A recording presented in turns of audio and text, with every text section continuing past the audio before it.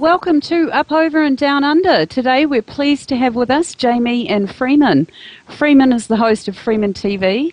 He's been a witness to phenomenon that some men only dream of. His natural curiosity has necessitated ferocious studies of high weirdness, which have led him to discover the hidden code behind corporate logos and the secrets of ancient astronauts, while finding time to investigate HARP and chemtrails. Freeman graduated with an Associates of Arts with honours in interdisciplinary studies, and he attended Kansas University, specialising in ancient and environmental architecture. He's an internationally known and award-winning TV producer, filmmaker, radio talk show host, and lecturer. Freeman's considered an expert in the fields of the occult, meanings of corporate logos, America's goddess Columbia, weather modification and space-based weapons, chemtrails, ancient astronauts, Anna Nicole's death, Britney Spears, Disney mind control, and today we're talking on the subject of cloning technology. As president of Blue Fire Productions, Freeman produced and hosted an Austin-based TV show, The Freeman Perspective. I'll pop those links into chat for you, and all links that we speak of today, folks, will be under the YouTube clip. Now, the lovely Jamie. Jamie would say that she's an expert on nothing, but her knowledge is vast. She's only made a few appearances, including Truth Frequency Radio, Wash Your Brain, and of course The Freeman Perspective. Coming out of nowhere, Jamie's already changed the way people view pop culture. She has an extensive knowledge on trauma-based mind control and high-profile rituals in plain sight. Disney Go and Lady Gaga beware. Jamie's writing a book called The Weird Stuff to lay bare all the occult practices of Hollywood and the social engineering she calls princess warrior programming, making monsters of the youth. Freeman and Jamie and crew are aboard Miss Emily, their Mystery School Mobile Media Lab experiment. This is their last interview before they reach Texas, where they'll arrive just in time to record the aerial dumping of rabies vaccines that will take place over a 6-week period. Jamie and Freeman, welcome to Up Over and Down Under. You're speaking with Rose. Well, it's fantastic to be here, Rose. Hi, Rose. Thanks for having me. Hey, it's a total pleasure. We wanted to bring you both together today. I think that this industry is fairly bereft of couples that are on the same page. A lot of people that we know are at odds with this. Some are waking, some aren't. So it's a rare thing to have, folks that are as connected as you. I believe you've been married, 3 years, folks? About 4 years, yeah. 4 years? Well, it's lovely, Jamie, and it'd be lovely to see you step it up. We need some more women out on this public stage, certainly up there in America for sure. It seems to be fairly male-dominated, hey? Yeah, I agree with that. It seems like what we're witnessing here is a full frontal assault on all things feminine in our pop culture right now, going along with the killing of the mother is what I call it. I mean, now that I've mentioned it, you should pay attention to the movies that you watch and see how many times the storyline starts with the death of the mother. We were just watching Super 8 by Steven Spielberg, a movie about, it's kind of like E.T. and World of Worlds put together, but that movie started out with his mother dying, and very many other movies and plays also have this theme about the death of the mother. So kind of wanted to talk about that a little bit first, because the mother is our Mother Earth, and so we can witness this assault on nature and femininity in all different kinds of ways. Certainly is. Through the lifetime that I've lived, it's more than evident. I mean, even Bambi's mother was killed, wasn't she? Right. I mean, well, Disney is the worst offender in this, what we're talking about, the destruction of the sacred feminine, with all the princesses having no mothers or an evil mother. Indeed. Okay, so the death of the mother, yes, it's fairly apparent, and I've really enjoyed researching your work, Jamie, over the last few days. You are absolutely right. I was horrified to sit back and think, good Lord, everything that I absorbed as a child. Well, we're constantly blown away by the elite or the rich that live off of crap food. And, here are the people with all the money in the world, say the Kardashians, and we're watching them on their, reality TV show, and here they are eating Lay's potato chips, McDonald's French fries, and, it really doesn't matter how much money you have if you're still stuck in that programming where you think that fast food is not a weapons system. Most people wouldn't have a clue that most of America's food supply is poisoned and GMO'd, and unfortunately for the rest of the world, it's not just happening in America, it's been happening to us a long time. Now, I believe this is something that Jamie's quite passionate about. My family was kind of crazy in the way that they were conspiracy theorists before it became mainstream. So I was watching, like, the construction of FEMA camps and black helicopters and the Clinton Chronicles when I was 12 or 13 years old. So I've kind of been in this way of thinking mindset for a very long time. And one of the gateway things that led me into the heavy research was nutrition, because I was getting sick a lot and I had a lot of female problems, and I was trying to take control of my own health in a natural way. And because I really hated going to the doctor, just the hospital protocols are beastly, I think, the way that they treat you when you go in there. So I started reading books about, like health food and vegetarianism, and I came across a really good book called Natural Cures They Don't Want You to Know. Okay, well, the author his name's Kevin Trudeau, and he kind of gets into that the elite, he doesn't really call them the Illuminati, he just says, the elite or the power brokers or whatever, are poisoning you on purpose to make you, to bring down your IQ and make you more of a slave. And that you can actually heal yourself from anything if you just got the proper nutrition. Yes, there's becoming more and more evident to us over here in New Zealand. We're fortunate enough to still have fertile lands that grow, and they're currently bringing in legislation that may make it illegal for us to swap carrots over the fence with our neighbours. I mean, you can imagine that's going down like a lump of lead, can't you? Mm-hmm. Well, Jamie, you were on an interview which I thoroughly enjoyed, I must say, the Wash Your Brain interview. I'll put that link in below. But you said in there that you made a comment or something to the effect of women should be getting back to the kitchen and feeding their families. And, we've stepped away from the kitchen out of necessity, holding down jobs, juggling families, commitments, all this sort of thing, which has driven most people to eating fast foods. I mean, they're zombies with it. Right. This is taking away their grey matter. It's making people ill, in amongst everything else. I mean, the trails that we dropped on us. I mean, well, really, it is time to take a real hold on what we are doing to our bodies and what has been done to our bodies. We really don't have any choice. We have to sit up and get into this. But I believe there was a bit of backlash, Jamie, on your comment. But I have to agree with you. Someone in the family's got to take this responsibility. We're seeing our children literally starved of good nutrition. Well, this makes me think of sugar drinks and all the sugar that we consumed when we were children, from Kool-Aid to Coke to Pepsi. I just read an article, well, actually someone's suing PepsiCo right now because they claim that they found a mouse in their can. And the Pepsi lawyers came back and they said, well, that's impossible because if a mouse had gotten bottled inside with the Pepsi, or I think it was Mountain Dew actually, that it would have just turned to a gelatinous, lump, and it wouldn't have been a full mouse. Because, it's that corrosive to your body to drink these sugar drinks. Sugar is like a silent killer. I think it's about 1 molecule away from crack cocaine. It's that addictive and harmful. And this makes me think of, Monster Energy drink. And this is what they see us as, and what they're trying to turn us into is monsters, right? Little kids, screaming brats, sugar, sugar, sugar. And they want you consuming that sugar so that your teeth will start to decay and they can fill it with the mercury and all the poison. And then that affects your pineal gland and your health just goes down from there. And something I've found out recently about the amalgams that are in our mouths, Jamie, this EMF assault that we're under. Many of us are under microwave antennas, cell phone towers, all these sorts of things. And if you have amalgam in your mouth and you're under these microwave beams, they're actually deteriorating like at a rapid rate. So you can see how all of this is coming together at the moment, can't you? It's appalling. Appalling.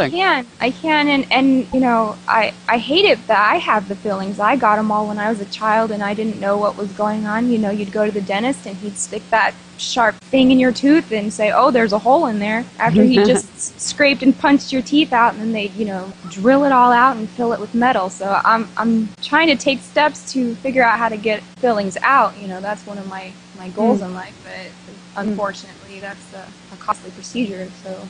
You and me both, Jamie. We're both, many of us actually have come to this conclusion. So, yeah, it's a bit of an expensive exercise for sure, but, you know, I think it's probably one of the most important things that we can be doing. Yeah. Okay, so with your book, Jamie, we'd really love to discuss that. Weird stuff is what you've called it. What can we expect from this? Can you give us a little insight? Sure. Well, it's got about 20 articles so far, and the first article has to do with magic and imagination and how we are all magicians, and this power is a latent ability that we're waking up to, and the fact that we can create our own reality. You know, with movies like The Secret and What the Bleep Do We Know, you know, thoughts affect the quantum, and you can actually, you know, create whatever you want here on planet Earth. So that's what the first article goes into, and about how one of the secrets of this is having the mind of a child. And this is a esoteric concept. You know, I picked up a book called Rosicrucian Cosmoconception, and the first page was about Jesus talking about how you can never experience the kingdom of heaven if you do not have the mind of a child. And just the innocence and the wonder and the non-judgmental attitude and the creative play that we all possess and that we're looking forward to, but we just can't seem to figure out how to manifest what we want because we're taking it so seriously, right? I totally understand that. Mm-hmm. Yeah, so these concepts of magic have been with us, you know, since the very beginning of the human species. We've always had shamans, healers, you know, dream interpreters, and these were the original priests and wise men of the ancient days, the classical days, and they've been telling us this all along, that this isn't real and we can create whatever we want if we just knew how. So we kind of take that to the next level and show you how the sorcerers have now taken these tools and methods and applied them to engineer a society of their making and of their liking, and have constricted all of our means and methods of being creative and also just free through the manipulation of magical implements, which we call money and time. These things actually don't exist, and these are really magical tools that are used to control minds. Well, I saw you say recently, and I nearly got up and cheered, Freeman, but money destroys all synchronistic events. It really does. It denies you the very aspect of the miraculous, because what we've been talking about recently, and this plays into the social engineering and how all of this flows, are phrases or memes that are placed into the consciousness, and then these are used to manipulate society, mostly children, to grow into what these elite want them to do. And this is why we call it sorcery, because you're affecting mass people through small spells, if you will. And two of the ones that I have been really focusing on are You Deserve It and Born This Way. Right. And you can see this clearly coming through a TV show, new game show called You Deserve It. It's the L'Oreal's catchphrase, and it's being processed into the system along with Bridezilla's and these type of mentalities. And we don't really know what we deserve. And when you start to get into synchronistic moments and you apply money, then all of a sudden you say, well, I deserve this because I earned it. I earned the money, the paper, the things that say I deserve it. And so that's now our method of sorting out our worth, as it were, instead of the true miraculous play that occurs when you just put your life truly in the hands of God, as I have done, and just kind of taken that quiet Chang Kang walking path to see where God wanted you to be. Mm-hmm. And when you live in that way, when you live within your synchronicity, within Source, it's an incredible journey, isn't it, Freeman? You know, but most people can't let go because that's what they've been programmed to think. Work hard, slave for the master, earn that. Now you deserve it. You can go and have every trinket you want. But what about our souls? Where's that coming from? You know, most people haven't yet but I'm sure that this will be happening to many this year. Just go out to the gate, stand there. Which way am I going to go? You know, if you could live your life in that way, some incredible journeys come forward, and everything that you need to be doing this work will be in front of you. And this is kind of plays into the difference that I outline about magic and sorcery. So what is the difference between a magician and a sorcerer? Good question. A magician would use his tools just for himself and his own learning and his own path to enlightenment or to God. You know, everything he does is just about his own self. Know thyself. Know thyself is you know, over the temple at Delphi, and it's one of the mottos of magical thinking. But then a sorcerer is one who seeks to control events by manipulating other people, and his, you know, modus operandi is the quest for private power. We were on to the monster, talking about how the sugar in the monster drink. Now think of how nefarious this really goes, because the angles that people don't see that I try to bring to the situation are such things as the occult meanings of corporate logos. And when you look at this monster drink, it actually works out to be 666 as their corporate logo. It looks like just a monster's claw. It looks like it's just making an M. But when you actually switch it over to the magical practices of the elite, now, what magical practices do the elite perform? That's another good question, right? So we look to who they are and why are we even talking about magic? How could this even possibly play into our life situation, right? But soon you start to realize, as you get into the occult history of America and beyond into the world, every nation of any worth or of any standing in the world actually is founded and created through an organization or fraternity known as Freemasons. So once you start digging in, I went to Australia, I went to the Australian Grand Lodge of Freemasonry, and every prime minister was in there in a painting in his apron. I've been, and Jamie and I have been, and you can go watch all of this on our new YouTube channel that we have set up for showing you all the madness that we see. And Jamie and I have been to more Masonic temples than most Masons. You can believe that. We have been to almost, all the best for sure. And of course, we film all of it and we sneak out pictures. And when they tell us we can't film or take pictures, we take more. So, of course, I put all these pictures and everything up on freemantv.com.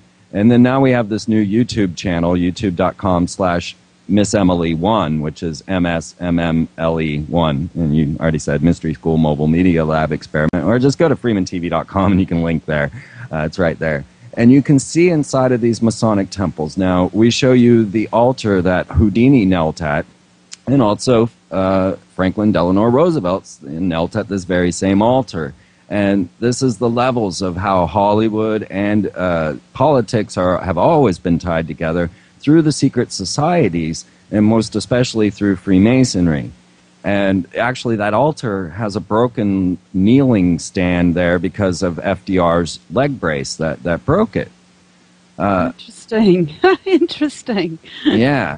Okay, so we have been around, and we can guarantee you and tell you without any reservations that Ray Kroc of McDonald's is a Freemason, that Dave Thomas of Wendy's is a Freemason, that Michael Richards of Seinfeld is a Freemason, and I could go on with a list that just kept going on. And then you add to this all the presidents, all the prime ministers, or, most, okay? I can't say all, most. And you start to realize that there is an undercurrent in history that is not known by the majority of people. It's not a common knowledge.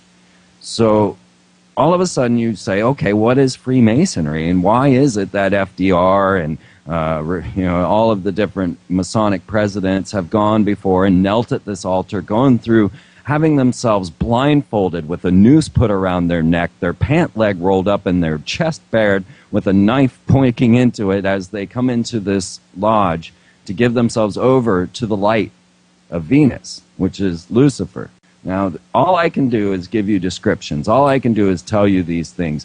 I don't personally have a religious base to found my answers on. So I don't immediately turn to, hey, Freemasons are Satanists, because it doesn't make sense and it doesn't fit any of the profile unless you start to put it together and say it does, because it does at the same time. I'm just not willing to make that judgment yet.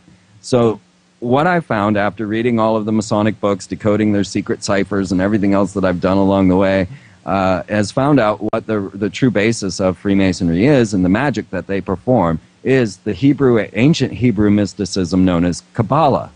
And of course, this is Madonna, this is Brittany, and then the list goes on to all the presidents, to Benjamin Franklin, to all the prime ministers of probably New Zealand, I'm sure too. Absolutely. And they're going into these lodges practicing a magical ritual that they have no knowledge of. Now, first thing, you walk in blindfolded, and you remain blindfolded in this organization until you yourself want to seek out what the true meaning of it is. Most of these Masons have never read Morals and Dogma by Albert Pike. And if they did, they would suddenly realize, oh my God, here's a life as Levi, an ancient magician that designed that goat-headed god with the phallus and that everyone calls Satan. And he is venerated by the master of Scottish Rite Freemasonry. You find out why that pyramid is on the dollar bill and who the people are behind it. And you realize that they are practicing a Hebrew mysticism. So when you look back at that monster logo and you see those 3 slashes, it is not an M. They are 3 Hebrew V's.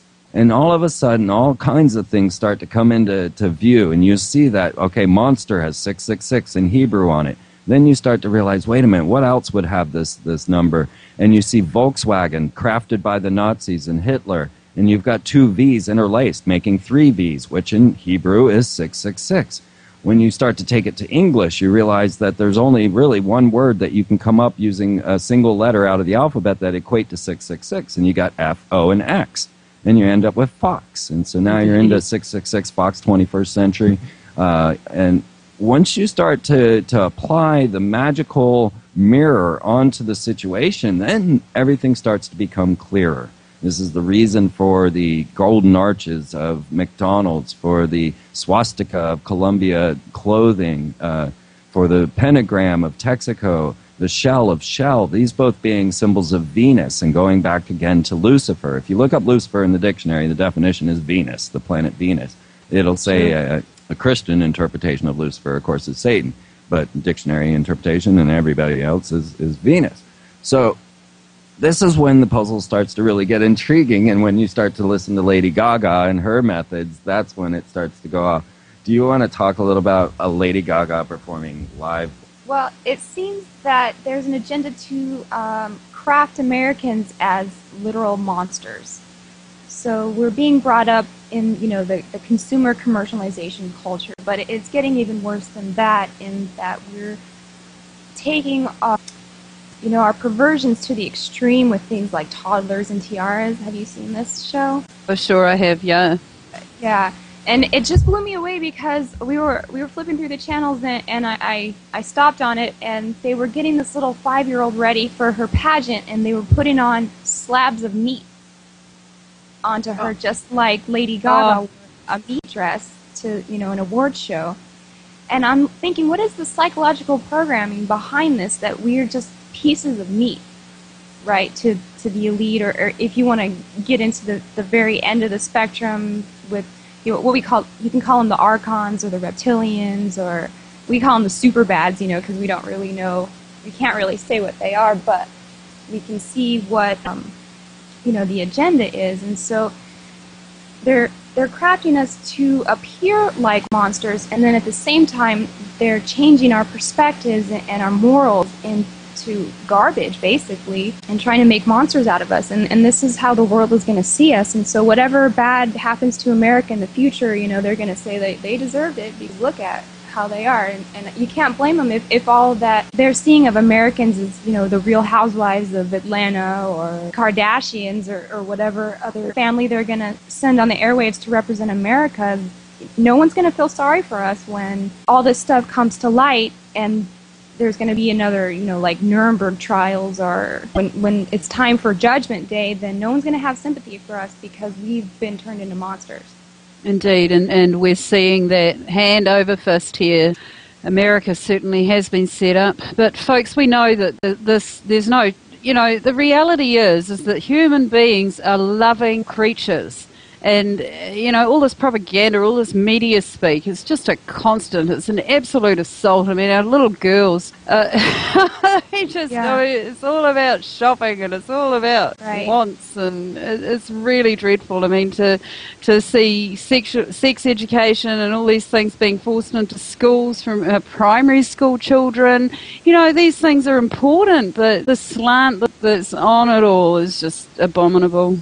No, it's in my opinion, that is a robbery of your innocence. To put concepts like sex to grade school kids is abominable to me, because you're not letting children just be children. Now we've separated them into boys and girls already, because when you walk down the aisle at Target or Walmart, you're going to see a pink aisle and a blue aisle, right? And a pink aisle for girls, and it's full of tiaras and tutus and bubblegum cell phones, sparkly bubblegum cell phones, you know, just crap, right? That has nothing to do with anything that femininity is about. And then you go to the boy aisle and it's all superheroes and warfare. So what we call this is princess warrior programming. You take this one more step and you go straight to the Book of Enoch, an extra biblical book on Revelations, which seems to really dig deeper into what happened with the fallen angels. And you find that the very things that they're promoting in these blue and pink aisles are actually the methods that the fallen angels in the Book of Enoch deployed to take over mankind.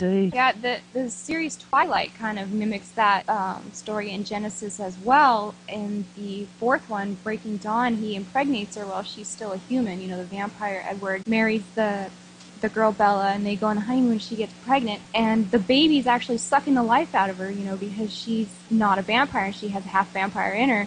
And you can go back to ancient, you know, Sanskrit stories about the birth of the Nephilim and things like that, and it's actually the same story, that the human women couldn't bear these demon babies because they were not physically matched with them. And so in the movie, we were freaking out because he actually has to rip the baby out with his teeth when she's going to deliver.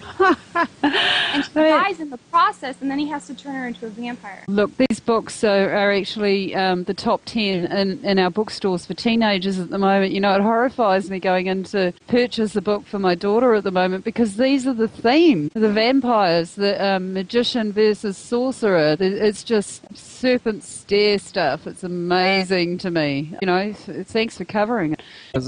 We can see this all over the place, and on one more level, Batman took this to literalness. It was that we start to see what they were engineering for the boys was the dark hero. And so, of course, like Darth Vader having his mother killed, or Finding Nemo having his mother killed, or any of the methods that have created these anti-heroes because they had their mother killed, or they were jealous of something else, they become this dark hero. And all of a sudden now everybody's venerating the dark hero. So you'll see people protesting at the Occupy movements wearing Guy Fawkes masks. Guy Fawkes is an anti-hero, and then in Alan Moore's story, V for Vendetta, he's actually, you know, a psychopathic killer. And even Neo from The Matrix is a psychopathic killer. When you start to just break it down, you know, he's shooting everybody and everything, and without concern or care. And this is the programming coming in now, the dark hero. Well, this kind of Batman, and they took the fallen angel story literally, because what they had to do was break Bruce Wayne's back. And he has a whole series, The Fall of Batman, where he died. Well, he has his back broken. He doesn't die. Superman died. Sure. And was replaced by 6 clones, right? But he was really replaced by the character Hellspawn from Image Comics. So we moved from Superman to this super Hellspawn. And Batman, after his back was broken, was replaced by another character known as Azrael.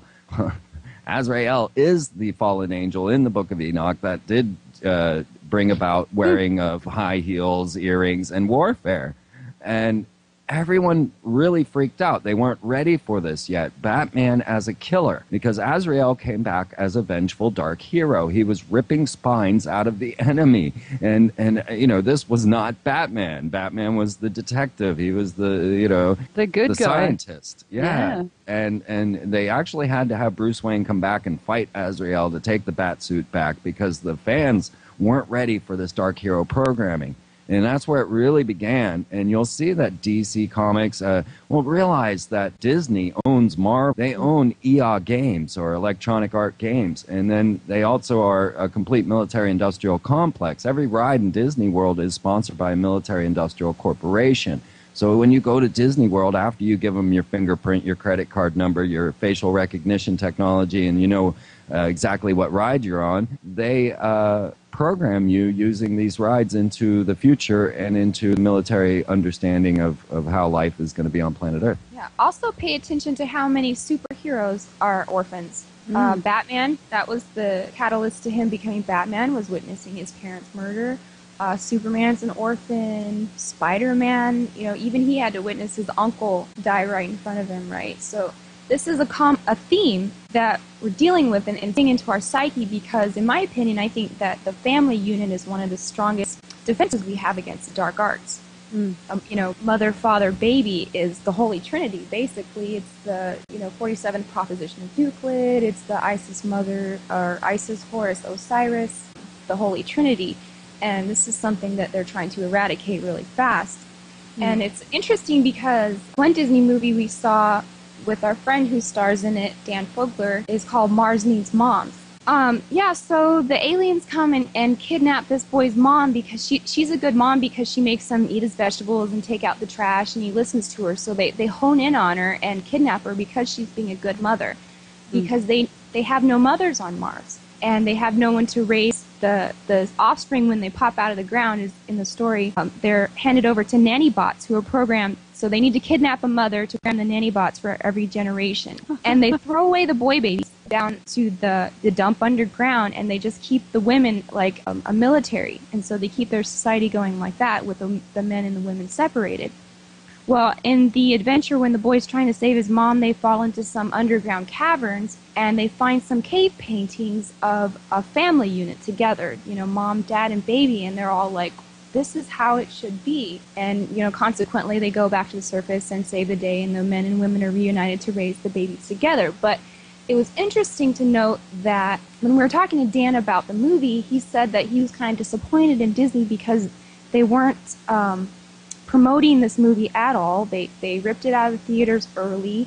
It was doing well, and they just kind of cut it off. They didn't give it any credit, or, like they usually do with the Happy Meal toys and the full blitz. They got none of that because it was just too loving and too true for it. Because really what I'm sure they were hoping was the underlying message of, if your mom's really not good to you, then she needs to be abducted. So, be evil to your mom. Anyone that's evil to their mom won't lose their mom. Live in Hollywood now. And when you even look at that, Hollywood is the very magician's wand. They make the wands out of holly. And you'll find the Hollywood covered in all of the esoteric sites, such as the Georgia Guidestones is surrounded by Hollywood.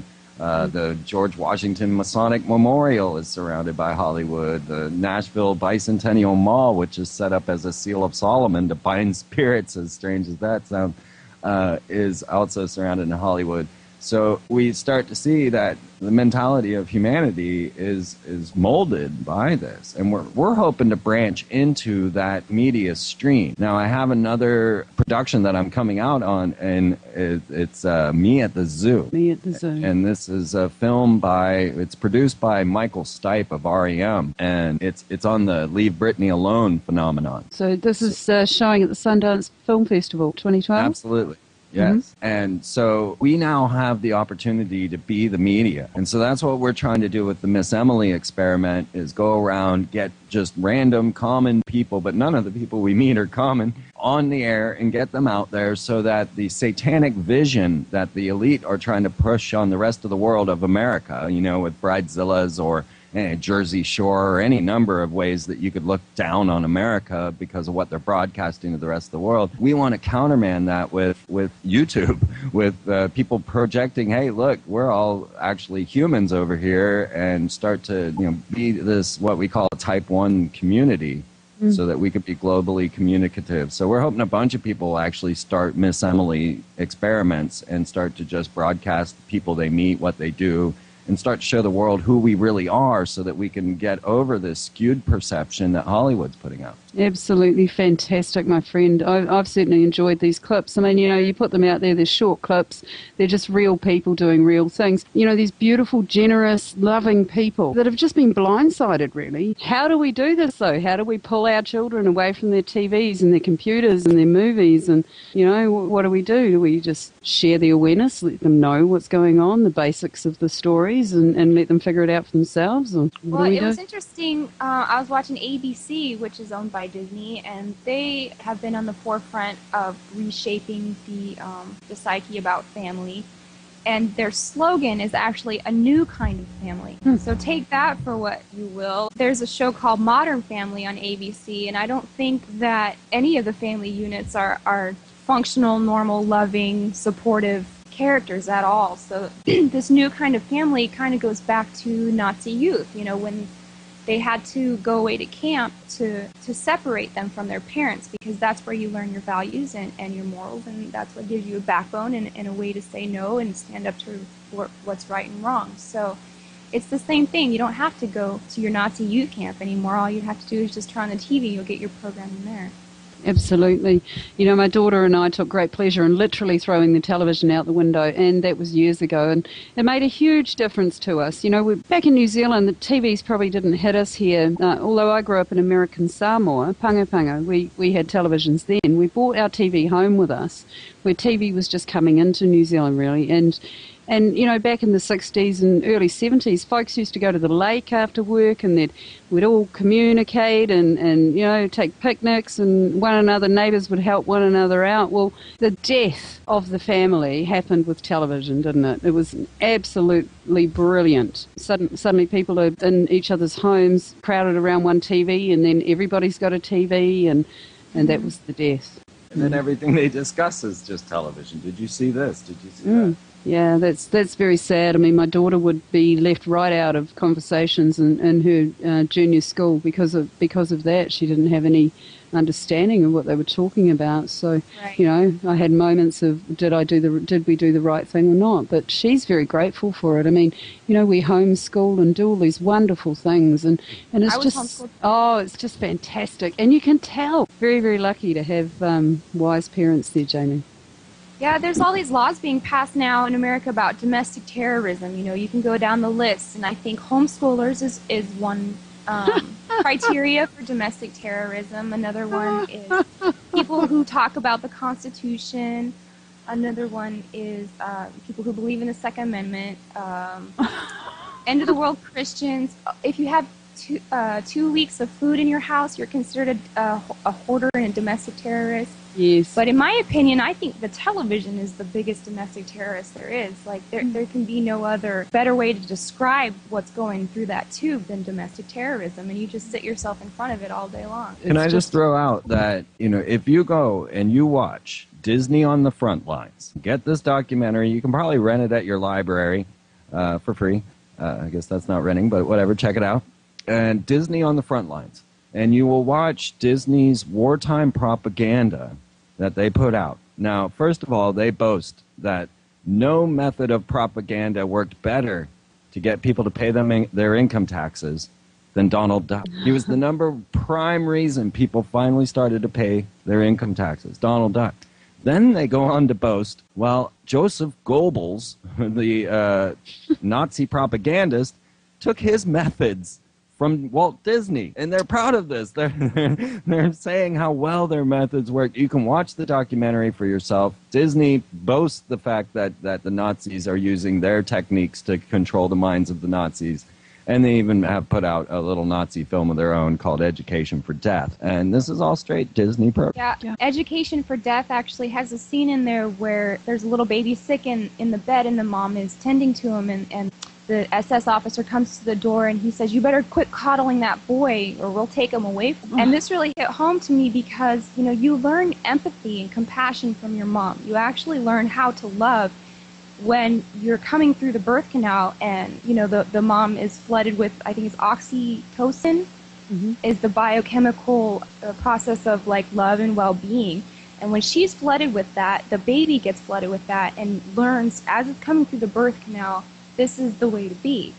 But all of these hospital birth protocols are so beastly that they try to cut that off right at the beginning. So they give her a synthetic thing called Pitocin, which is just pretty much the opposite of that, or they give her an epidural so she can't feel it. They just use so many different kinds of methods to cut that off right when we're coming into the world. And it's one of the most traumatizing experiences you can have, is being born, when it should be a happy celebratory time. You know, when you have a C-section, your biology actually tells you that the baby has died. And that's where you get postpartum depression and everything like that, and you can't bond. So the baby comes out and they wipe goop in its eyes so it can't make eye contact. They cut off that placenta right away when they should be letting it pump the blood and the nutrients for a couple minutes at least, because the placenta has been caring for that baby the whole time, and they just want to cut it off, and then they tear the baby away, swaddle it up, jab it with vaccine, cut off the tip of the penis, jab it in its most sensitive places, and you're not even allowed to have skin-to-skin contact. So all of these protocols are mirroring trauma-based mind control, which is something the Nazis perfected back in World War II, and we can talk about that too. All the Disney princesses and stars are, in my opinion, going through this trauma-based mind control, and we're all going through trauma-based mind control to some extent. Certainly are. Well, look, folks, we're coming up to the top of the hour. We're going for our one and only ad break, so we will be back right after this.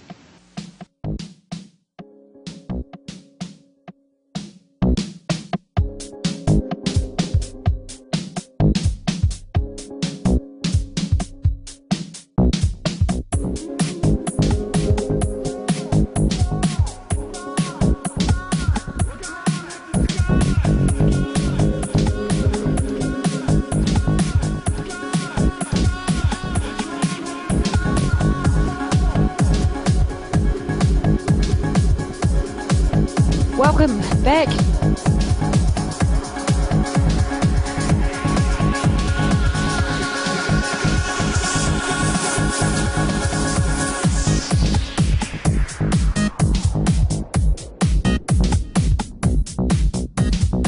What's wrong with this? What's wrong with this?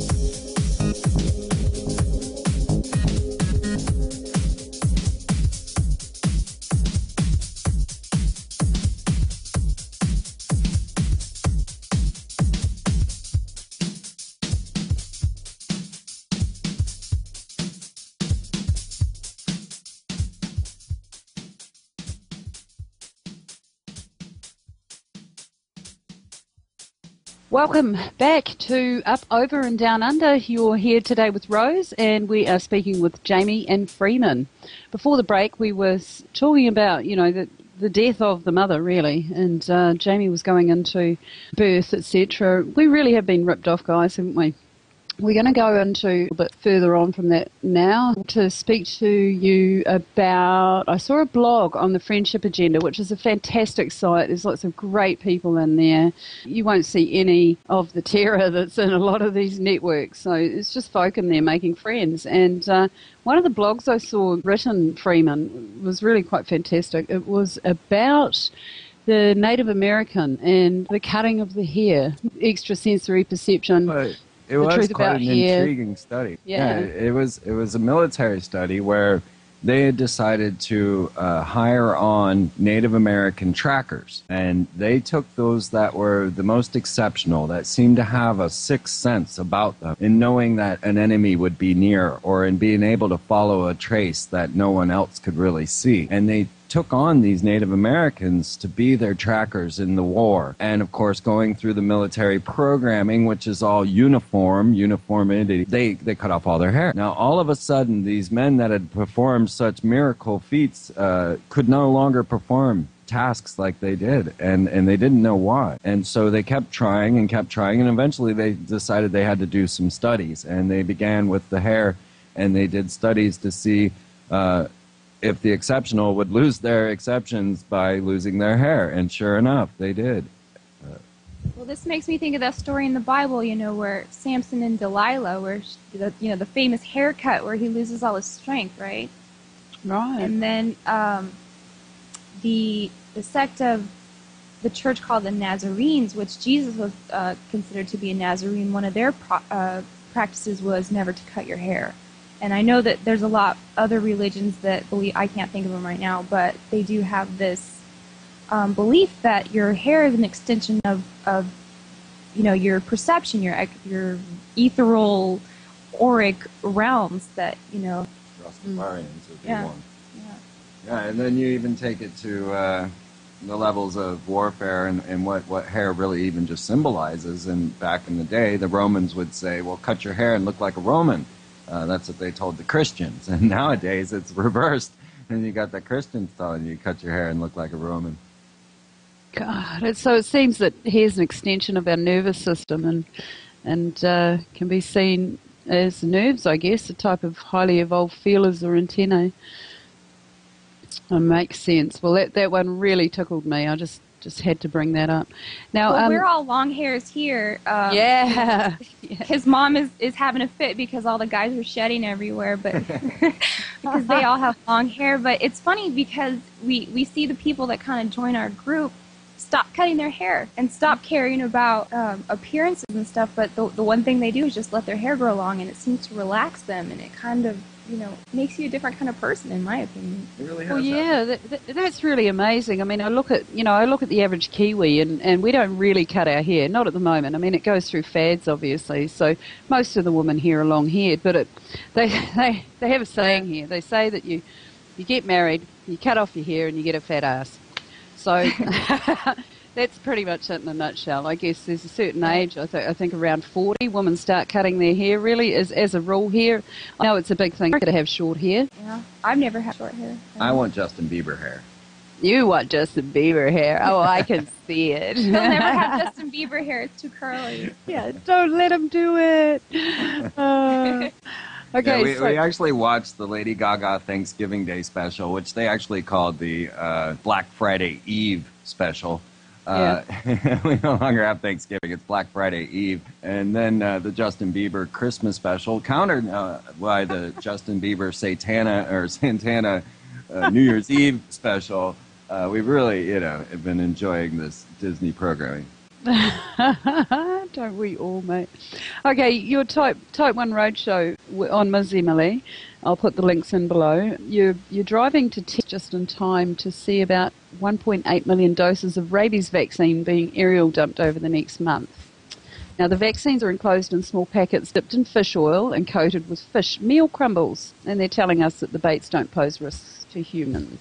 What do you think about this, guys? I mean, is this not going to hit all our waterways? And never to mind, I mean, how many vaccines can one small animal take? And also just politically curious, and Rick Perry's stance being that he's already kind of fighting the position that he took on enforcing Gardasil vaccines on school children. Now we got Rick Perry out there as governor of Texas, right? So he's in charge of this, and he's going to try and attempt to be president while doing such nefarious acts. But what do the public think? What do they think as these long plumes come across their skies? And really, it's an amazing thing to have been watching chemtrails as long as I have, because you see just the cognitive dissonance that comes from it. You know that anyone my age, which I'm in my 40s, remembers a blue sky that did not have big grid patterns in it. So where does the cognitive dissonance come in when they say, well, it's just contrails, I've seen it all my life? You're like, no, you have not seen this all your life. And when we're starting to deal just with us in the awakening and realizing the health issues that we're dealing with each time we go out into a situation, be it rabies vaccines falling from the sky or the aluminum, barium, and other nefarious particles inside of chemtrails, we awake people that know what's going and that this is being done. I just got to say that when my first introduction to chemtrails was when they announced they were doing it to insurgents in the Middle East. It was news. We are lacing barium chemtrails over the Middle East to track insurgents. It was in the news. So when it became in America, now first I was shocked when I saw my first big X in the sky, because I grew up next to Cape Canaveral, and I'm used to seeing what these two chemtrails looked to me, and were like rocket launches, but in an X pattern. I'm like, God, as World War III began. So that's why I was immediately alerted to the strangeness of chemtrails being there, and then followed this. So now I've been in Kansas City when thousands of birds fell dead from the sky. And what a curious news story they had about this. It lasted maybe 5 minutes. I don't think it was even that long. And they just showed people wandering through the park where thousands of birds lay dead, but they did not show the dead birds at all. They showed the people's faces and their reactions going, ooh, gross, this is gross. And then they brought on some pseudoscientists who said, well, I don't know, it could be poison. And that was the end of the story. Then they went into a 15-minute story on the dangers of the house squirrel. I'm not lying. And I was there to witness this happen as the birds all fall dead. And then I'm in Austin, Texas, and lo and behold, right down in Texas, boom, thousands of birds drop dead from the sky, and people are witnessing all of this. And they've got the craziest of excuses. I mean, the mainstream lead out, Arkansas, we had on New Year's last year, the birds falling from the sky. The exact same thing happened on New Year's Eve this year, and it was the same line fed to the media. I mean, on the same day. Now, come on, guys. What is going on here? I've got questions from the chat room, and actually that is one of them, Freeman. So Claire Swinney asks us to ask you what you think the functions of the chemtrails serve, and why do you think the operations appear to have been upscaled over the last couple of years? Okay.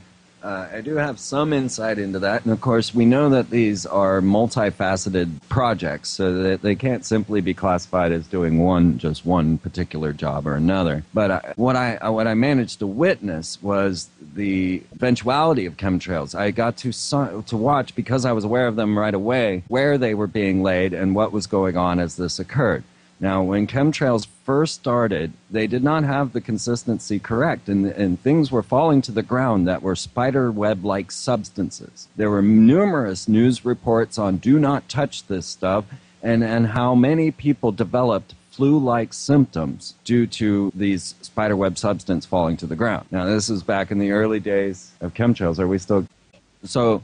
We have this flu-like symptom epidemic. They literally called it that. Now, imagine the cognitive dissonance in this, and this is really the theme of the whole story, cognitive dissonance. But to say that we're having a flu-like symptom epidemic, okay, that's a symptom epidemic. Where is the sense in this, and why aren't we understanding what it is? And what they're telling you there is that it's not viral. It is not a virus. So what are we dealing with if you have flu-like symptoms? Well, we start to take all of what comes from it, and you've got your achy joints, your flu-like symptoms, and depletion of potassium. And very quickly you realize that these are all listed under the effects of barium. So now we know barium makes you show up in an MRI or in, you'll drink the barium drink to get your x-rays so that they can see the insides. Well, barium also shows up on a particular radar system known as the X-band radar. And so one level of the chemtrailing would be to feed barium into all of our systems so that masses could be tracked. So once the iron fist with the velvet glove comes down, well, to answer her question just point blank at this point, so the barium is there because of the X-band radar. You'll see this X-band radar being used in all of the different earthquake scenarios as well. It showed up in Port-au-Prince. It was over in Hawaii, right there off the coast of Alaska. Well, of course, right there in Gakona, Alaska. Alaska is the X-band radar. And when you look, of course, in Gakona, Alaska, that's where you have your high-frequency active auroral research program, which was supposed to be an open science program just studying the ionosphere. But actually turns out to be an amazing weapon of mass destruction that is godlike in its powers. And so HAARP, as it's known, the High Frequency Active Auroral Research Program, has the capability of course, generating earthquakes, floods, changing bird migrations, making them fall dead from the sky. And then you realize that this is based off of radio frequency waves. Yes. Now, so the second component in the chemtrails, of course, is aluminum. And therefore, all of a sudden, you're a great antenna. So now you're getting both pelted by these ultra-low frequency waves coming out of ionospheric heaters like HAARP or ISCAT or SURA. They're all over the globe. And then you're also being tracked by the X-band radar. So you can be seen in over-the-horizon radar. So at this moment, you could be tracked and controlled. They can use your antenna frequency waves. Well, I take it to all kinds of levels how far this thing could go, because when you start to realize that a device like ISCAT in Norway, the one that was right there with the Norway spiral, as Obama showed up for his Nobel Peace Prize for, what was it? Oh, yeah, doing something, or thinking about doing something, that's what it was. Extraordinary efforts, yes. So the Norway spiral was right there at the ISCAT antenna array, and I believe that was actually an ejected missile shooting out aluminum oxide, which is similar to this whole situation with chemtrails, and then being pulsed by the ionospheric heater. I did have an in-depth article on Freeman TV all about the Norway spiral. I was on top of it. This covered a lot of different grounds, and even the Boeing antenna array over in Australia, and how it was creating strange droid eyes in the sky through the satellite relays you could see. But so ISCAT actually sent a Doritos commercial to Ursa Major, to a star, a very distant star. And that was one of the first things it did. When we start to learn about the elite and what their end game might be, we start to see this immortality aspect that they're chasing. And so many people wonder, why would they chemtrail themselves? And why would they be willing to allow these poisons to be dumped down? They have to suffer through this as well. I've witnessed as they're trying to build an escape route, which is somewhat of a teleporter. And what we find is that actually what you've got, now CERN's corporate logo is 666. Have a look at it. Check it out for yourself. Sure is. Yeah. 666 with a hyperdimensional portal. And, every nation in the world is pumping in billions of dollars into this Large Hadron Collider. Why? Which, of course, is named Atlas of King of Atlantis, and Alice as through the looking glass. And they're trying to find the God particle, right? Well, when we start to combine all these new technological wonders that we have with ionospheric heaters and CERN, they actually would have the ability, because CERN has a computer attached to it known as the LHC grid. And this is the biggest supercomputer mankind has ever witnessed. 200,000 connected computers with their own fiber optic lines. It's a mammoth of a calculating device. This thing actually has the capabilities of cloning a mind. And I think this is more important to the elite. Now, what the God particle and its finding, and also the looking for dark matter in the anti-universe, I'm still questioning why. This is CERN coupled with the Vatican, coupled with NASA, right? So this is the Higgs boson particle here, isn't it? Yes, which they're coming out to say the latest news, is that we are going to have news on the Higgs boson or the God particle. But at the same time, what we're talking about here is the LHC grid computer processor that's capable of holding a soul within it. Now, Pravda, the Russian newspaper, way back in the early 90s, put out an article on their ability to clone a mind into a computer. Now, what we have found is that there's a Blue Brain project, which is also an example of trying to find the cloning of a mind into a computer. But CERN's LHC grid actually has the capabilities of pushing petabytes of information, and this actually allows them to have the technology to put a soul, and that's why I brought up Pravda, because they said soul in the newspaper, that they could put your soul into a computer and transmit it via radio frequency waves to another star. Oh. If you had a receiving body on the other end, say a robot or a clone. And in this way, you see that story come out in Avatar. And it also plays into the Michael Jackson story, in that Michael Jackson, and I have the roboticist on tape saying that Michael Jackson hired him to make a robot to contain his soul so that he could then carry on once they had the ability to transfer him into another body or a clone. And so this is where the elite are at in their understanding, so they can destroy the world and yet not worry about being possessed of the bodies that are being destroyed in it, because they expect to clone their own bodies and transmit themselves back into it.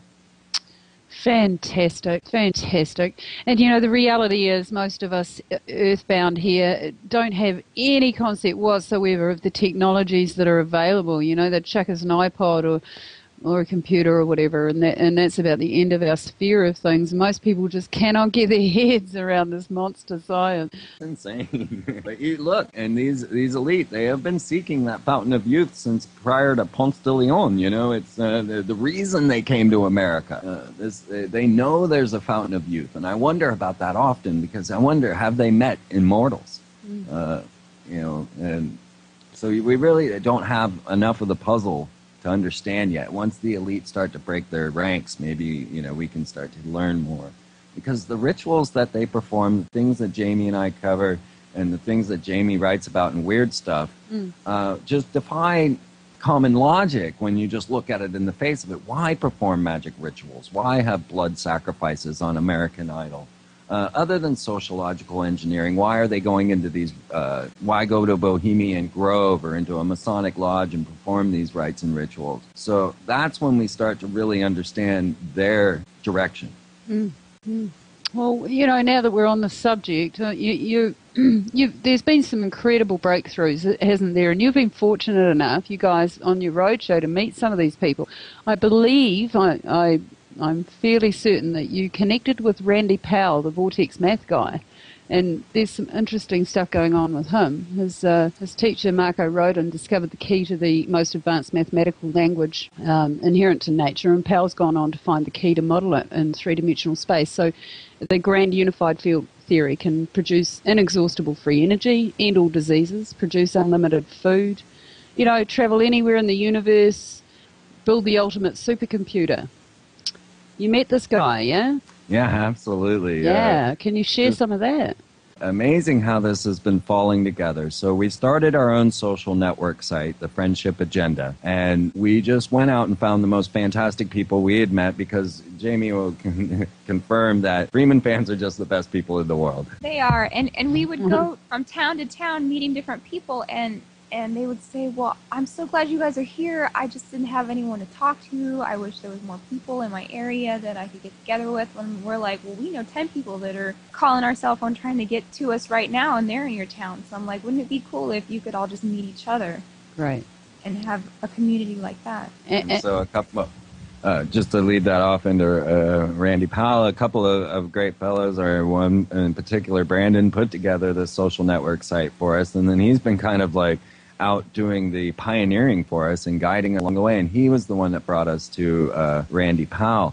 He's called Involved Observer on Friendship Agenda. It's so rough, you know, nobody wants to put their real names into anything anymore. They're all kind of frightened of what sort of you know, backlash will come from actually being a member of a Friendship Agenda, and in all the ways that we look at it. And, you know, we're all afraid of Big Brother, and, you know, a lot of, anyway, it's kind of a irony, I find, in the whole Friendship Agenda thing, that we did make it to meet Randy Powell, in that this whole Type 1 Roadshow that we've done, which was kind of spawned of many aspects coming together, and I found all of these, what I call Type 1 artists. And it's a globally communicative structure where we're all transmitting out to the entire world now through YouTube mostly. And so I found all of these best artworks and great artists, and I put them all together in a collection, and I called them Type 1 Artists. Then I became friends with them all, and we started now to do productions together because, you know, we're all individuals out here trying to do the work of teams, and it's ridiculous. You know? Yeah. I mean, Freeman TV, I don't know how I've kept this going on 6 years. I do all my artwork, I do all my webmastering, I do all my interviews, I do all the research. You know, there's no Jordan Ori team behind me. There's no Alex Jones team cutting my films for me. You know, 2 months is 2 months. That's it. That's what it takes. You know, so I decided, you know, we need to all join together. So we got God Rewards the Fearless, we got Wash Your Brain, we've got the Meta Sabian crew, which are the amazing artists, and we got Flo White, and just an amazing bunch of people that were just doing stuff because they're silly enough to do it. Yeah, No, you know, no financial compensation looked for. And so I grabbed them all together. We decided to form the Type 1 Roadshow. Miss Emily is the pilot vehicle, the avant-garde to go out, kind of see what the waters are like, what we can do. And all along the way, we've been running into just the right people at just the right moment to start to build this thing into something else. So we linked up with the Tesla Science Foundation in Philadelphia, and with all the Freemasons connect with that. And Jamie and I have done the Masonic tour at the Philadelphia Lodge like 4 times now, I think. Crazy place. You should check it out. You know, it was Benjamin Franklin's lodge. Very crazy. So, you know, we're allowing every aspect to come together. It doesn't matter as far as your belief systems or whatnot, as long as you're into this whole message of bringing about clean food, water, shelter, and entertainment and power. And so the Tesla Foundation was right there for us. They're all behind it. We've got them back, Type 1 Roadshow, and they're building Tesla coils for us to use in our displays. And they're going to give a long lecture at a conference on the life Tesla, and then leading into free energy tactics. And we're going to maybe, hopefully, fly in the lead Tesla scientist from Belgrade to participate in the lecture. And it's going to actually be a Type 1 Road show, more performance, a stage performance out of all of these characters I've gathered together, the Type 1 artists, because we're more into art than lecturing. And so we're going to make it go into the psyche in that way. And Randy Powell, who says vortex mathematics is the simplest thing in the world once you understand it, he has come on board and is going to participate and act within the Type 1 Roadshow. And I really have this dream. It's going huge. I have this dream that it's going to actually lead a massive caravan. Now, we intend on leaving an impact. This is not a simple conference or even a simple play. We want to spread out and put permaculture all around the area. We want rogue Johnny Appleseeds going crazy. We want to set this thing up so it leaves an impact into the society where we're at. And so we've got permaculture experts, we've got the Tesla Foundation, we've got Randy Powell on there. We've even got now people talking from Steven Spielberg's Lincoln movie, getting behind this whole situation. We've got a lot of backing coming. And then, like I say, I've got that new documentary that I'm in with REM, Me at the Zoo. And this is all about kind of the Type 1 society where we're all projecting ourselves out to the world through video blogs. And then following that will be Don Peyote, which is Dan Fogler's new movie. He's taking all the money that Walt Disney's giving him, and he's making his own breakout film, which is showing the troubles and trials and tribulations of relationships when awakening to the New World Order. So well timed. Wow. And his character wants to lead a pilgrimage to the Mayan pyramids for 2012. Well, I'm literally doing that. He's doing it in a CG, a computer-generated room in a blue screen like he did for Mars Needs Moms. I want to do it literally and had this intended already before I knew the outcome of Don Peyote. Which is going to come out in April and might make it to theaters. It's going to be awesome. I'm really excited. And I actually get to act in this one. It's not just a clip of me, so it's fun.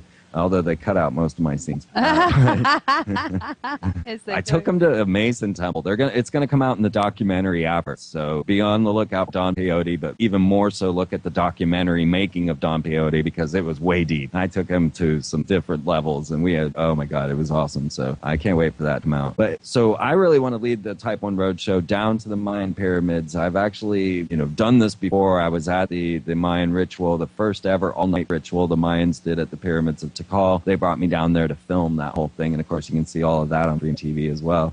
I hope to make a bigger movie out of that scenes very soon, before December of this year. But so here we are, living in a school bus, going around, visiting friend after friend. We're in home after home, just welcome and loved. Everywhere we've gone, we've been told to come back and stay longer. And we just have our school bus, which actually has a built-in radio station and TV station inside, so we can actually produce all of the shows that we want to produce, edit, and do everything just while we're riding down the road in our bumpy little ride, right, Jay? Very bumpy. It's spectacular. I mean, you know, we're standing up through love, kindness, and friendship right now, and this is the power, folks. This is all we have to do. We're in similar positions. Everyone's trying to be a one-man band, but suddenly all these people are coming out of the woodwork, and whether it's because they've been laid off or, you know, there's a lot of people that aren't working suddenly, and they have all these skills and all this information, and it's just time to pull it all together and share it and use one another's skills and in kindness and love. You know, people in this industry aren't asking for payment. You know, it's a spectacular movement. Well, that's got me really excited, Freeman. You know, what you're doing is through pure synchronicity. I mean, you know, we say the right place at the right time, but I mean, really, it's just the way. It's just the way. I honestly am a minister of the sea. James Redfield, you know, I love you. If everyone would actually pick up that book, I know it's hokey and it's a great toilet read, though.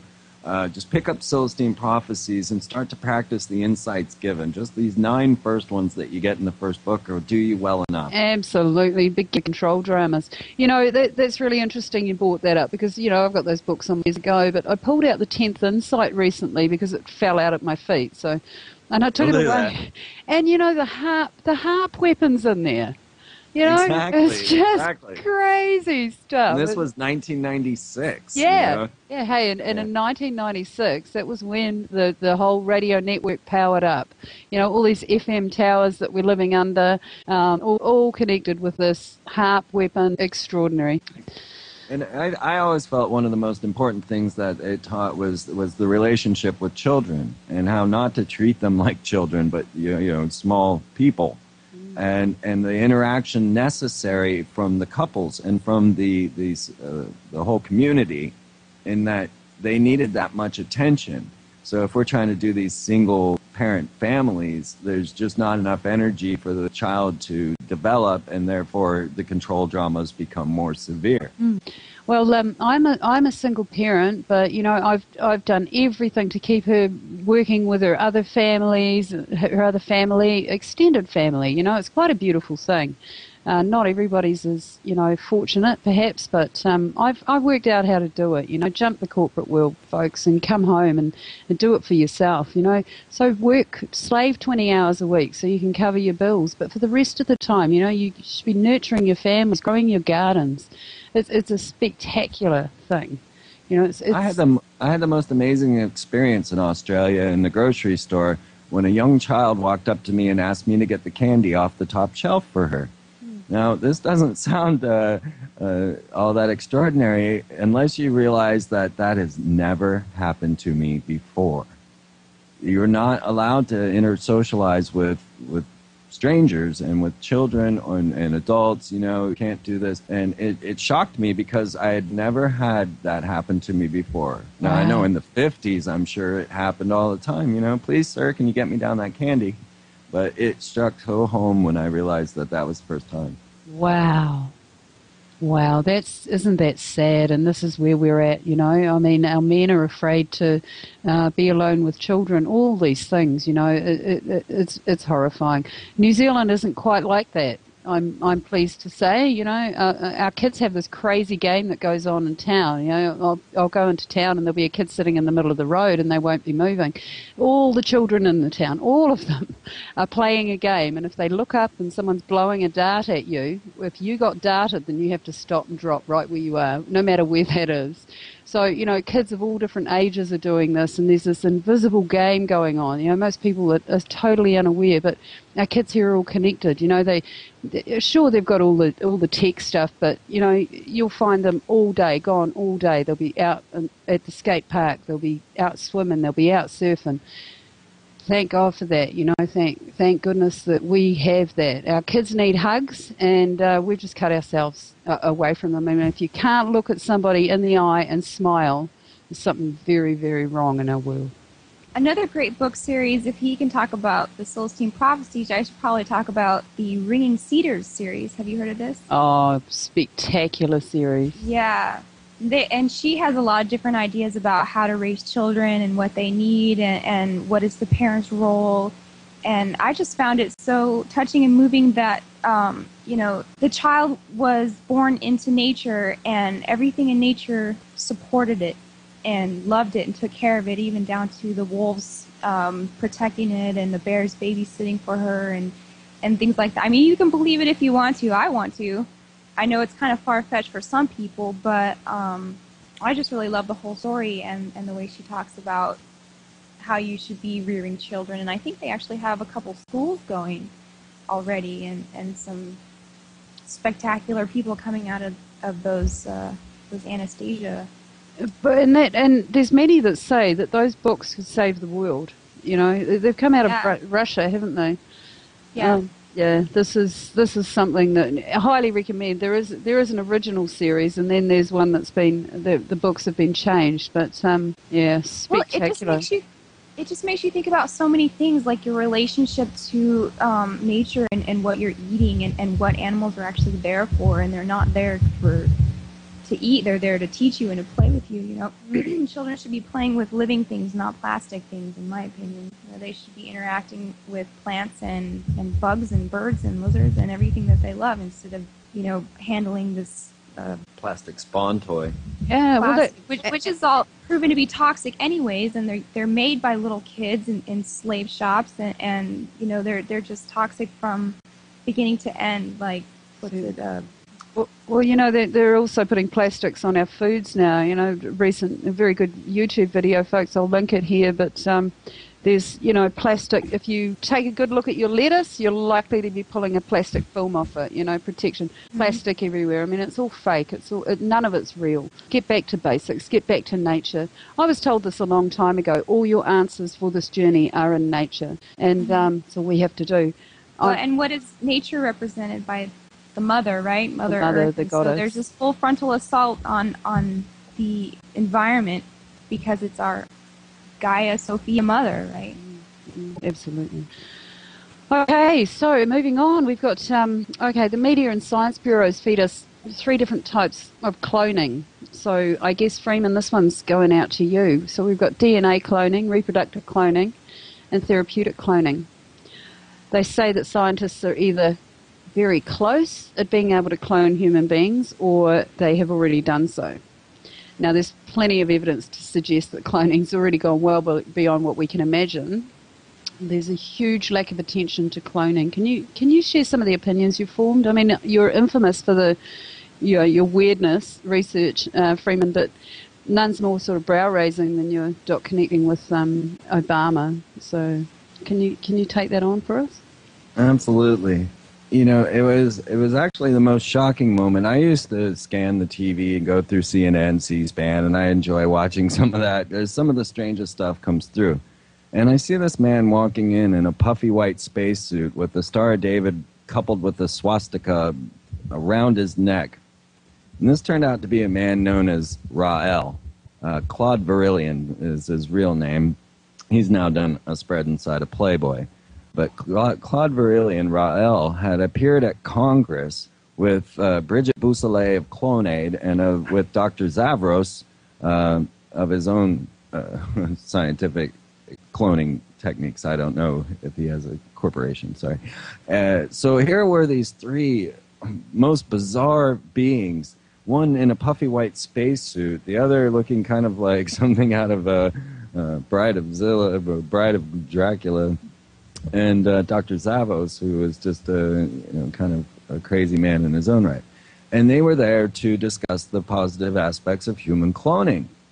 And you can watch all of this. I started watching this and started putting it into my documentaries immediately, because it was in December 25th, to be exact, of 2000 that Clonaid, with Bridget Bousselet, and Rael was the supporting factor behind this, announced that they had cloned the first human. the baby known as Eve.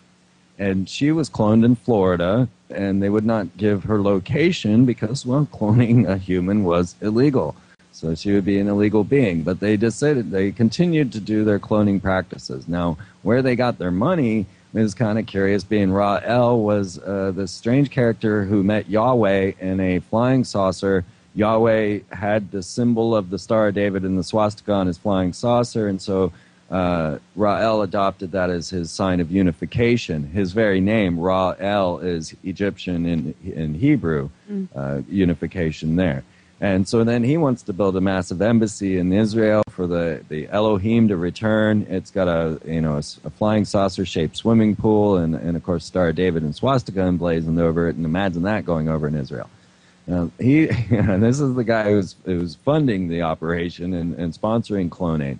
So right away we have congressional hearings. We've got, although he's out there in a puffy white spacesuit, maybe that's psychological warfare to make you discredit him. Maybe they are actually cloning humans, but they don't want you to think about it, so they put Ra-El out there before you. I can't say, but I can say that here we have actual legislation being produced. We have actual members in Congress discussing it. And then, of course, Barack Obama coming out discussing the dangers of human cloning, but at the same time releasing the restrictions on government funding for stem cell research, which leads to cloning for research and not cloning for reproduction. The most current cloning news to come out was the chimeric rhesus monkey that they just manufactured in Oregon, and this, they said, was really opening the portal to human cloning. Dr. Zavros, the other member that came to Congress, he says that cloning's alive and well in Saudi Arabia, and that's where he's overdoing his business because, it's currently banned in America. So we have many people showing us that this is going on. And personally, I thought when Barack Obama himself came out and started discussing human cloning, people were going to start to think about it and question it. But I could really tell that it really didn't make much of an impact at all. But human cloning is here. It's right before us. It's not a difficult technique. It's just something that takes a lot of cells to do, and it depends on your ethical nature as to how many bodily cells you want to kill. Dolly, I think, took some 300 or so to actually get a clone out of her. And these guys, they were actually shocked that they even got any attention about this. They weren't expecting this. They were sitting back at Roslyn Chapel just, cloning things at will. Can you tell us a little bit about how they make the cell come to life? Because I thought that was a very interesting aspect of clones. It is the curious part that kind of makes them the image of the beast instead of the beast itself, because what you have to do, now the first clone that came to be was actually spawned of a baby hair. The scientist took a hair off his baby and he used that to split the cell. But once you've got that cell and then you suck out all its guts and you spit in a bunch of new guts, then to bring this thing to life, to make it think it's alive, you have to electroshock it. So you apply a small volt of electricity to cause it to suddenly react and become a simulation of life. How interesting. Yeah. Interesting also because of the way that they treat the devil with lightning also in the Bible and electricity.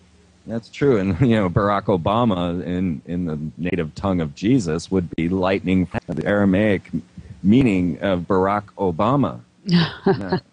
So, lightning from heaven, the very description of Satan in the Bible. If Jesus said, and Satan fell lightning from heaven, he would say, and Satan fell like Barack Obama. So how does this relate to Obama and Akhenaten?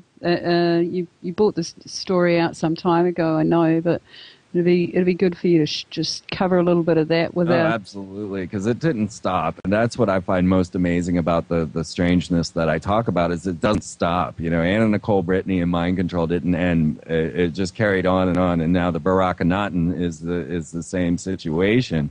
Now, there are two levels to look at Barack Obama. One is the satanification of America. So these are the aspects that make him look like Satan. This is kind of the social engineering that his purpose. And so what you'll find with him is his name, Barack Obama, being lightning from heaven. It's yes, we can.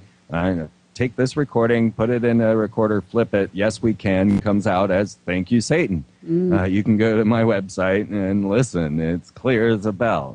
So the satanification is another aspect of this puzzle. But so that's the one for the people to chomp on in the media and things.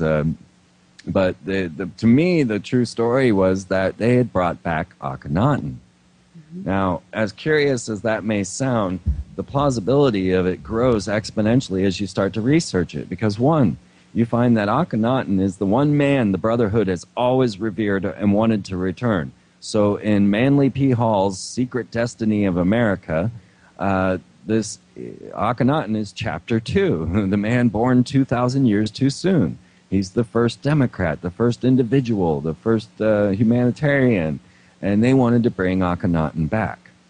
Well, as you start to look into ancient astronaut hypothesis, which is what I really grew up on, cloning has always been part of this story. You get it out of Zechariah Sitchin and his Earth Chronicles, and you really find the story plays out in many different ways through biblical lore even, and into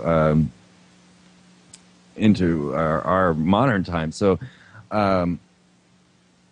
as you look to the puzzle, one of the mysteries of ancient astronauts was the fact that mummies don't decay, that the mummification actually saves a viable cell, so that DNA can actually transmit itself over millennia. And in 1986, it was in Nature magazine, they published the works of the scientist who had cloned the cell of a mummy. And so this proving the very fact that the DNA was there and that they were capable of cloning this mummy.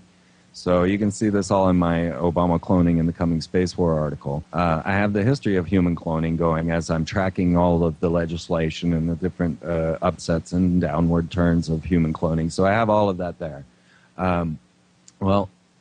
So we know that they can clone a mummy. Well, lo and behold, and here's their man that they really need. When we look to the puzzle of Akhenaten, I actually had predicted the birther movement while W was in office. I said that the next president would not be an American citizen. And so, because I'm watching the sociological programming of forcing the President W into office, that was one effect to cause a reaction. And then the next president not being an American citizen would be the next. And so that was the birther movement. But the real story came out that Barack Obama just didn't seem to exist. As you start to see the Supreme Court cases with people coming forward showing that no one had ever seen Barack Obama at a college or a university. No one had ever shared a room or a beer with him in class or, anything, had ever seen Barack Obama there. Then they found that he had a number of different social securities and names, and most likely was going by Barry Soetoro, and then he was actually an Indonesian. And he can show his school records from Indonesia, and he couldn't have been an American citizen, and all of the birther movement that's there. That to me is actually sociological programming, was intended to be known, just like you were supposed to know W was forced into office by Jeb Bush. It's also just psychological warfare. The true story lies in that after I announced that Barack Akhenaten was a clone of Akhenaten, because this came to me as someone started showing me. Somebody asked me if I thought that he looked like Akhenaten, and so I looked and said, well, yeah, actually he really does. And I did an artwork of him, and I put the split face together, just taking Barack Obama's Time magazine photo and Akhenaten's bust. And all I did was cut it in half, put them together, and they were a perfect match. They sure were. It was astounding, right? So I'm looking at this, and I know that the next part of the puzzle, because Werner von Braun, the Nazi scientist, told us the next part of the puzzle was the incoming of asteroids to cause the next plight. After asteroids came aliens. So it was terrorists, asteroids, aliens was how they were going to work out psychological programming. Sure. And so I put the picture of Barack Akhenaten, his split face, with an incoming asteroid saying he's going to shut down NASA, bring up this privatized space programming, and weaponize space using the fear of asteroids. Lo and behold, they announce, oh my God, there's an asteroid hurtling towards planet Earth. And this is right when I put the artwork out. And it's named Apophis. And I'm blown away because I happen to know that Apophis is the serpent deity of destruction of Akhenaten's religion. So now we have Akhenaten's Satan coming in as Akhenaten's in office saying, I came from Krypton. I was sent here by my father Jor-El to save planet Earth, right? You don't think this is not scripted, right? That was Barack Obama's quote, right? Yeah. So Right? So then he went off to watch Hitler in springtime. But anyway,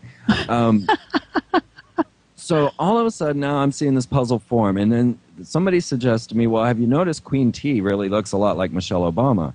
Honestly, I did not know Akhenaten's mother. I was familiar enough with ancient astronauts to know about Akhenaten because he's the weirdest guy out there. He's got a cone head, big wide hips, couldn't tell if he was female or male, and he flipped Egypt on its head, causing monotheism to be created. Sigmund Freud thought he was Moses. I've got a number of more books on how he is Moses. I've done an entire show on the facts. So that makes Barack Obama also Moses, by the way.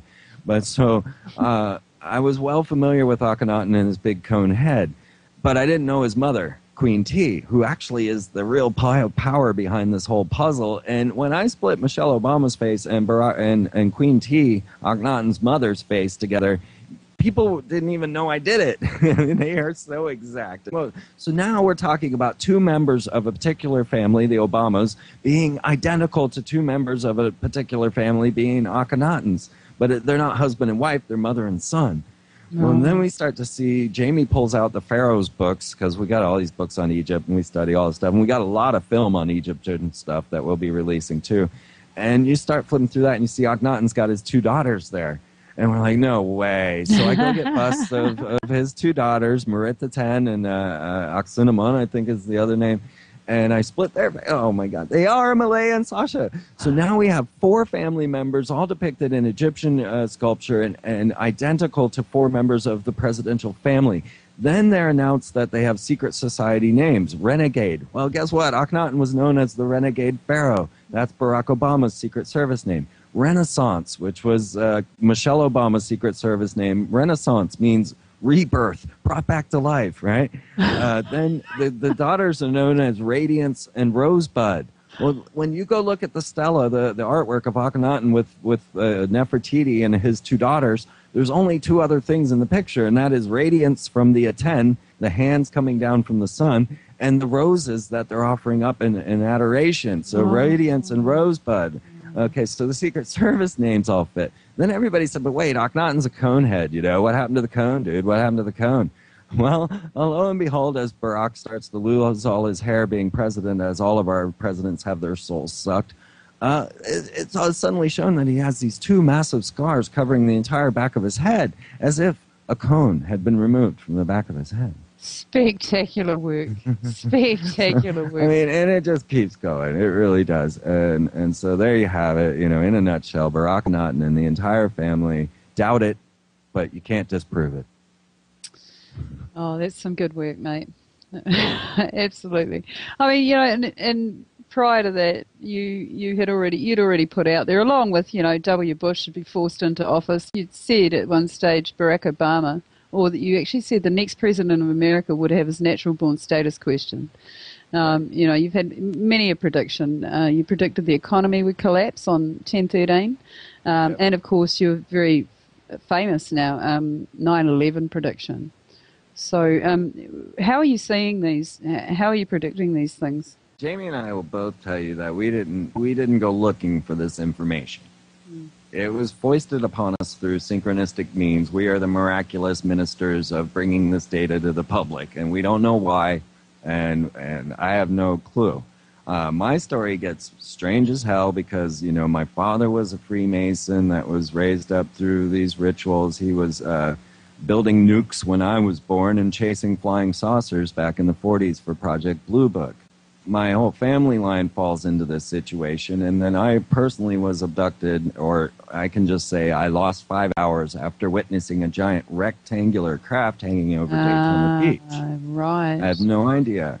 But at 10 years old, I drew an artwork, and this is in my Columbia film, that kind of outlined my entire galactic history, if you will. This artwork I drew at 10 years old, which was 1977, which strangely was the exact moment that everyone else, even the princess of Japan who just came out, was receiving data from the star Sirius. So Robert Anton Wilson began talking about his transmissions from Sirius that came in 1976. Timothy Leary, his transmissions from Sirius in 1976, and then mine in 1977. And there were a few others that I'd logged on that all received these transmissions. Oh, well, the Sirius Mystery by Robert K. Temple that talks all about the fish people of Sirius came out that very same year as well. So we start to look at this puzzle. Well, it turns out, guess what? The Freemasons worship Sirius. Every pentagram that they have inside their lodge is actually a symbol of Sirius, the star. And this is the blazing star of Freemasonry. So I seem to be receiving some sort of transmissions, and this led a code for me so that I could start to decipher things. Then, after I graduated my first college part, and with honors, if I could say that, I was then abducted by aliens. Or whatever happened. Me and a friend sitting on a beach in Daytona. It was spring break. We're looking out on the beach, waiting to go to the club to just party for spring break. And we decided just to, watch the waves for a minute before we went into the clubs and whatnot. Thousands of people behind us, all kinds of things going on. But we see this giant rectangular craft hanging out over the Daytona beach. It was massive. It looked like 4 red subdivided squares, and it looked almost translucent, like you put yourself in it. Mm-hmm. We stared at it for, a few minutes and just had our jaws drop. Neither of us said a word, and we followed it as it flew away. Next thing I know, we're jumping down off the lifeguard stand. We're ecstatic. We want to go tell everybody we can about what just happened.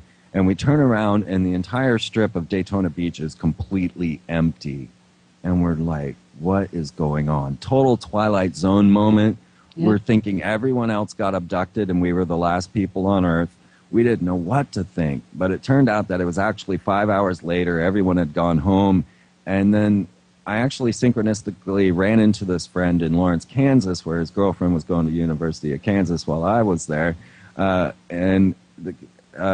He came over and told the story, confirming everything for me. It was nice. I didn't even bring it up, and that's always good for, people's belief systems, because I tell this story a lot. And he reminded me that actually we couldn't determine where we were when we were trying to get back to my house. We really got back on just, autopilot, because we couldn't determine what road was what. And it was really bizarre, and I'd forgotten about us being somewhat mind-wiped. So right after that is when the floodgates opened for me. Corporate logos all of a sudden made all kinds of sense, and I seemed to have some sort of understanding of what the game plan was. And a lot of abductees talk about getting shown the end of the world and things, and perhaps that's what happened. I don't know, because I have no recollection. I've always wanted to do something to dig that memory out, but I'm kind of scared. Well, yeah, there are no surprises there, mate. Amazing what we're seeing in the sky. So, well, hey, thanks for sharing that with us, mate. That's a doozy, and a lot of our listeners will appreciate it. Look, we've got a few questions from the chat room. I just want to run a couple of them by you. We were talking about. I'm just going to come out and ask it. Barbazan asked what you think of Dallas Goldberg's videos.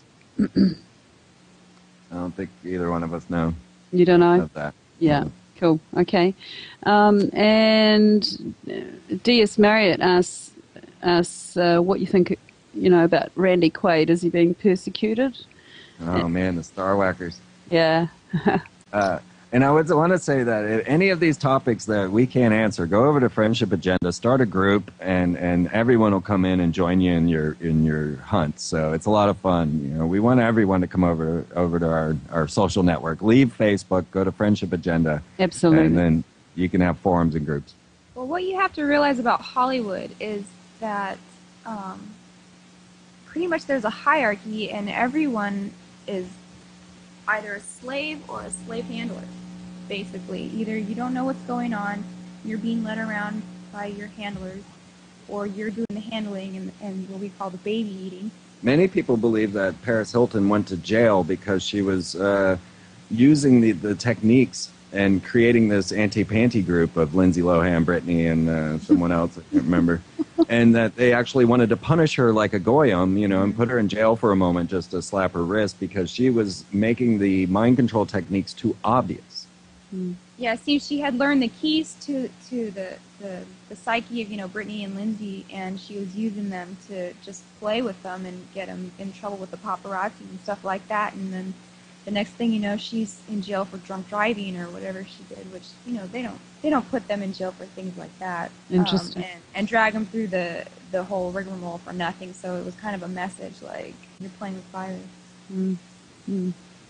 She's an interesting entity all on her own, isn't she? Oh, yeah. Yeah. Okay, Ron Hunter wanted you to give us just a basic block of instruction on the Psy War and the technology behind it. Sort of a tech war for dummies, if possible. Big ask there. Yeah. Well, I think that's kind of everything we've been covering. I think the end game is they want us, the sorcerers I'm talking about, there's this connection between sorcery and robotics. And Which is an article in Weird Stuff. yeah, and you'll always see, the dark wizards coupled with high technology. If you watch this movie called Metropolis, where this sorcerer brings about the Whore of Babylon, but she's actually a hermaphroditic robot. And then Beyonce dresses like her and does themes out of this movie as well. But what they want us to be is a hive-minded machine man with no feelings, basically all artificial, and to work like drones, because they believe that a beehive is the best model for society, where they're all either military or workers. Indeed. Creative play. We've got our Tico asks, can you explain creative play? This is something that he's come up against listening to some of his stuff. So. Well, what we call ourselves is slack magicians, because we study magic, but we found that it's a little ritualistic, and there's something just about rituals that you can call robotic, right? And so we have come up with this system called Slack Magic, and it kind of follows along the lines of Bob Dobbs and the Church of the Subgenius, where the end of the conspiracy is they are trying to rob you of your free time or your slack, right? Mm-hmm. And this is something that's so precious, because that's the foundation of creativity, is free time. When you're not living hand to mouth and being in the fight or flight mentality, then you can use your cortex to create something, which is why we're here. We're here to create. Absolutely. Yeah. Sure. So everything that we consider progress, I think, should come about by playing. We have to be working so hard. Like I said in Anastasia, everything is put here in abundance for us if we would only know how to use it. And so The Bible stated that same thing. Do I not feed the fowls of the air and the beasts of the field? And even the squirrels, they're not working hard to slave away to collect their nuts. They're chasing each other around, having fun, and they're existing healthfully in the process. And so that's kind of what we're talking about creative play, is like, if you look at every task that you have to do as sort of a game, and this is an esoteric concept, a secret one also hidden in one of my favorite movies, Mary Poppins, is that if you don't take it seriously, it becomes a game, and it becomes fun, and it's no longer work, and you're making progress at the same time. Yeah, it boils down to the humans create. People believe that it's required that we have some sort of stimulus to make us create, and it's just not the case. Humans are creators. That's our very nature. It's the one thing that separates us from most everything else in the universe. We create, and we won't stop creating. And nurture, that's true.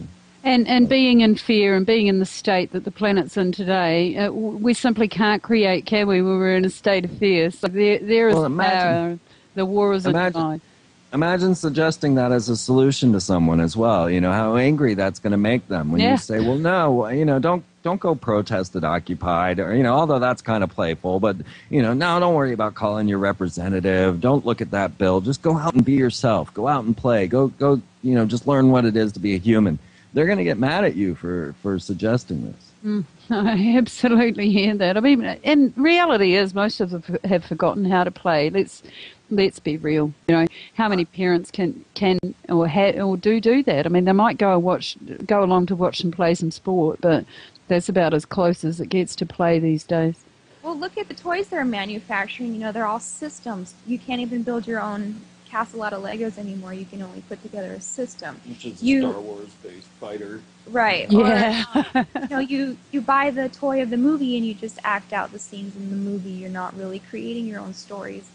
You're not using your imagination. And if you do not figure out how to use your imagination properly, someone is going to use it against you. Well, let me just tell you, Disney's catchphrase is how to capture your imagination. Absolutely. It says it all, doesn't it? And they did that so long ago. They did that long ago. Well, I've thoroughly enjoyed this today, folks. Really would love to do it again. There's just so much more to cover, but you're on your way now to Texas. I hope that you're going to do some filming for us and show us what these vaccines, what's coming down out of the sky. I absolutely will. Anyone out there in Texas, you're lucky. You've got these folks coming your way, so keep us informed on that. Jamie and Freeman, thank you. Is there anything, can you share some links with us? We, of course, have them. We'll put them in the chat, put them in under the YouTube video, but how can people contact you? We've got the Friendship Agenda, we've got the Type 1 radio show, and Freeman TV. Can you give us your links there, please? Yeah, that's really it, especially freemantv.com. That's the only one I hope that everyone will go to because everything else is linked within there. And I have, nearly 1,000 hours of research for you to dive into. Amazing stuff, I hope, to you. I've been doing the TV show now for 6 years, and I have just a wealth of data that I want used by you to understand. And it's not old news, it's all new news, and it's still becoming news. As I'm so far ahead of the time, it's probably going to take years before the news catches up with what I've told you there. So I hope most people will just go to freemantv.com. But join the Friendship Agenda Network. Come over and be my friend there. Of course, we're all communicating in there. We've got all kinds of intercommunications going on inside there. So those are really the two that will matter. The Type 1 Roadshow is coming. It's coming. Miss Emily and our Friendship Agenda tour is not quite the Type 1 Roadshow yet. That's something that's going to come in the future that I hope will actually be a transformative event. I really want to make this thing huge. Hats off to you folks. Thoroughly enjoyed this. We're looking forward to connecting again. I was speaking to Max Egan this morning. I tuned in on him to see where he was at with the movie. You were over here last year, Freeman and Jamie. You were here and enjoyed a bit of Australia. Well, nobody's seen Max since before Christmas, so he's head down, arse up, working on those films. There will be 2, not 1. So looking forward to that. And he passes on his regards. He would have jumped in here on a surprise call for you, but we couldn't add the 4th to the group. So big regards from Max. We love you, Max. Yeah, we had a great time with Max. Yeah, fantastic guy. Certainly, the voice down under. Well, we love that man. But he's on a new journey now. He's gotten out from behind his radio and he's out there doing it and showing people how to do it, which is what we've all got to do. Well, that's really what happens. You become awake and aware, and all of a sudden you can't participate in the manner that you're expected to any longer. And that's the point we've reached. That's why we're all out here now, right? Yeah. More power to the people. Okay, folks, thank you for joining us.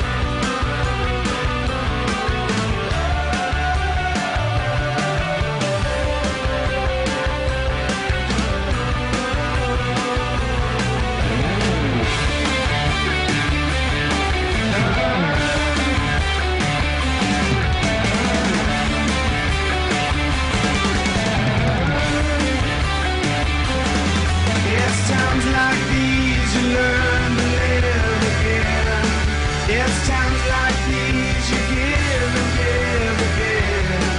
It's times like these you learn to love again.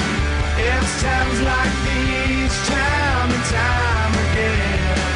It's times like these you learn to live again. It's times like these you give and give again. It's times like these you learn to love again. It's times like these, time and time again. It's times like these you learn to live again. It's times like these you give and give again. It's times like these you learn to love again. It's times like these, time and time